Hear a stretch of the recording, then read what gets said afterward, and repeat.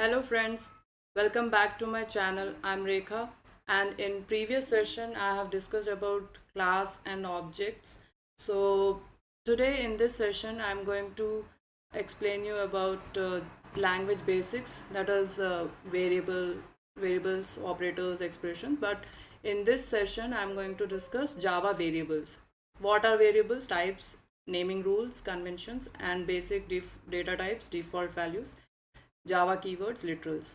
Now in variables, variable is nothing but a container which holds the value. That is, this is nothing but the state of the object which we have discussed in the previous session, that object holds state, behavior, and it has an identity. So state is nothing but the variables which are defined in the program, and variables means it will change, the value will be changed, we can change the values. Like for example, width is equal to 10. For this we have to tell, before giving variable we have to tell about what kind of data type it is,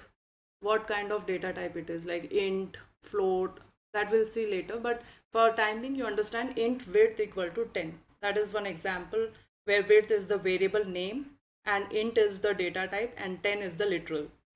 So this is the code, first program. Let's run this program. Here in this program, you can see it is demo var is the class name, public static void main. As I said, main is the main method where we have to where we can run the program. Now int I is equal to 10, int j. So I have given two variables. So I is holding 10, j is holding 20. So this is a variable name j which is having a value 20, and sum, I'm just taking it I plus j, so it will add the two numbers. So let's see.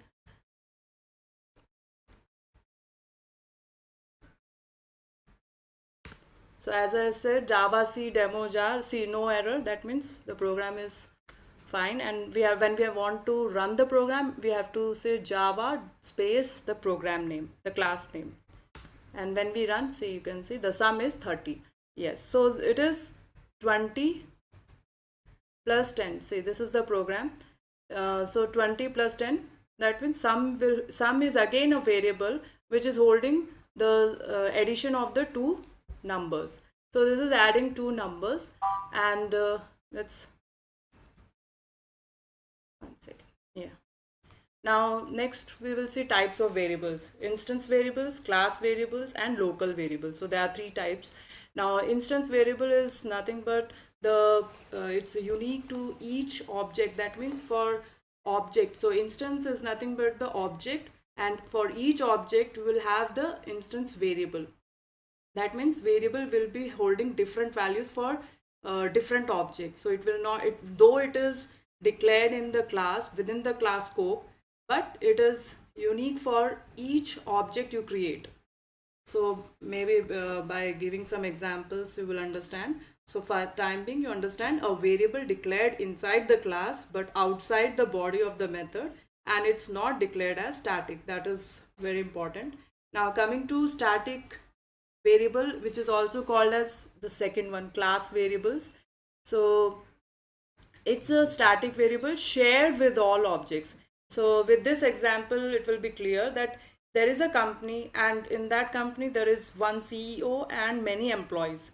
Now the relationship is like one CEO is having many employees, so every employee will have one CEO connection here. So when you create object for employee 1, employee 2, for employee 3, all will be having a common name, that is CEO, which is something like, Praveen, or any name you can give. So this CEO, because it is shared with all the employees, so we can give it for class variables. We can refer it for class variables, and I will show you in the, when we'll go for coding, how to declare class variables. That is actually with a static keyword. And then coming to local variables, it's defined within the method scope. So when you define a behavior or method, you actually use some count or something relevant to that particular, only to that particular method. Then we say it as local variable, and it is like you cannot access this local variable outside the class. It is within the method scope. Now, naming rules for variables, it is case sensitive. That means when you have capital, small, it will be different variable. It won't be same. So it is case sensitive. Variable name can have a letter, digit, or two special underscore and dollar sign as well. And we can start with the alphabet, but we cannot start with number. That means we cannot say 1, 2, 3, I. This is wrong. So we always begin with a letter, digit, and dollar in this sequence. And white space are not allowed. Even keyword, Java keyword is nothing but reserved words. For example, static, final, public, private. These are some keywords which you will come across later, and these are not allowed in the when you want to name variable, when you want to declare a variable. Now coming to data types. Now what are data types? They specify the different sizes and the values that can be stored in the variable. So now at least you are clear with the word variable. Like you want to use it as a field and define a variable with some value. And in method you want to execute some operation like plus, minus, that we have seen. Now coming to data types, it is the storage. To what data type it is? It number? Is it a boolean? What kind of value you want to store, and what should be the limit of it? So based on that, we have two data types that are primitive data types, boolean, char, int, long, float. In fact, there are 8 data types, primitive data types, and the second one is non-primitive data types. These are user defined classes, interfaces, arrays which we define, which a programmer defines, that are non-primitive data types. And the first one is primitive, which is predefined. Now these are some primitive data types. As I said, there are 8: boolean, char, byte, short, int, long, float, double. So you can understand like this: the first two are non-numeric, that is boolean and char, and remaining are numeric data types. That is again a division here.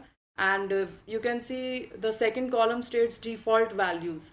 Default values are nothing but what compiler gives the values to unassigned variable, means which we have when we don't declare a value to the variable, then compiler gives the value that is called as default value. Okay, so the default size is 1 bit, 2 byte. This is the memory allocation.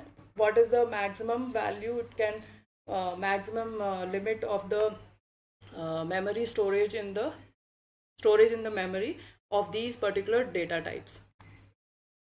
So these are the Java keywords which we should not use for variables. And now coming to Java literals. So Java literals give you the value, what the value we are giving it.